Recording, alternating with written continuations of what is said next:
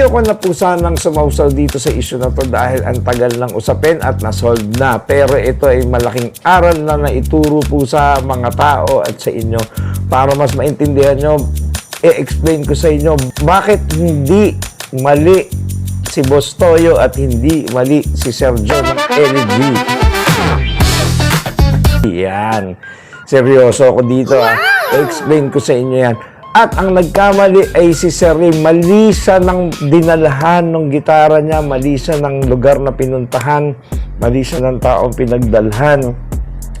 Kaya ganon, yung value na gusto niya ay hindi niya nakuha.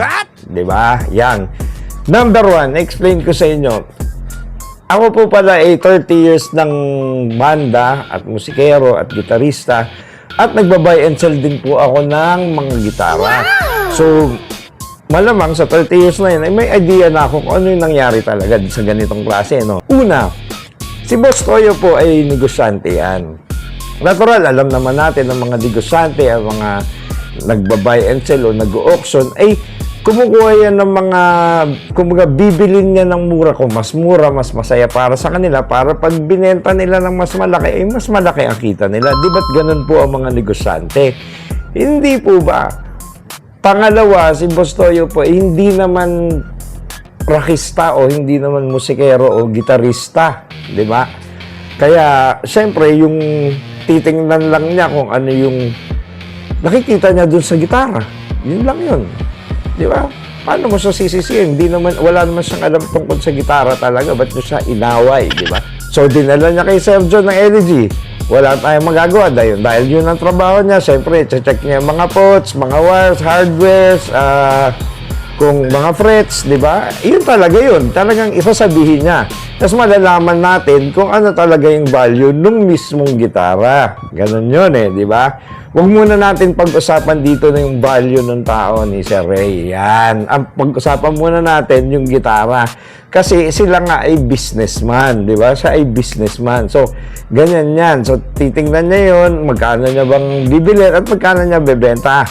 Ganon yun di ba? Ganon magnegosyo Pangatlo, hindi naman siya siguro fan din ng ages dahil hindi niya naman siguro panahon yun. Tama. So, kung ano yung presyo ng binigay, ay yun yung nararamdaman niya pa. Sabi, galing sa kanya. Di ba? Yun yung nakita niya itsura, tapos, ages ka pala. Yun na yung presyong nasa isip niya. Pag dinala nyo nga yan sa, halimbawa, gitarista lang, tapos musikero na binenta niya sa kapwa musikero niya, baka baratin pa nga yun. Kasi sa itsura, di ba? Yung mga war scars, tapos yung mga pinalitan, baka sabihin, pre, baka ganito na lang presyo nan. Tapos gagamitin mo, di ba? Malamang mas mababa pa yung presyo na ibibigay nung bibili na ganun.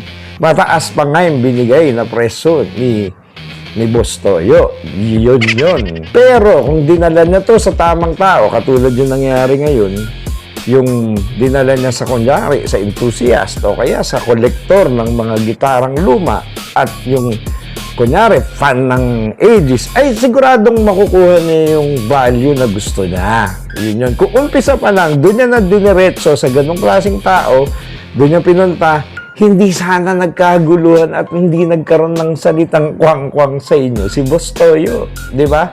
Ngayon, ang aral dito, ang bawat bagay at bawat tao, ay may kanya-kanyang value yan na pag ang pinuntahan mo lang ay tamang tao at tamang lugar. Parang pag-ibig yan. Isipin mo, pag pumunta ka dun sa maling tao, di ba, hindi ka naman pahahalagahan. Ano ba? Hindi ka naman niya talaga gusto. Di ba? Hindi ka crush. Hindi siya fan. Hindi siya fan mo. Di ba? Hindi ka pahahalagahan ng ganun kataas. Pero kung ikaw ay napunta sa tamang tao, yung presyo mo, yung value mo, yung halaga mo, ay talagang pahahalagahan yan. So, on point doon, wag na kayo mag-away-away. Total naman, masaya na ngayon. Napunta na sa tamang tao yung gitara ni Sir Ray at napresyohan na ng tamang value,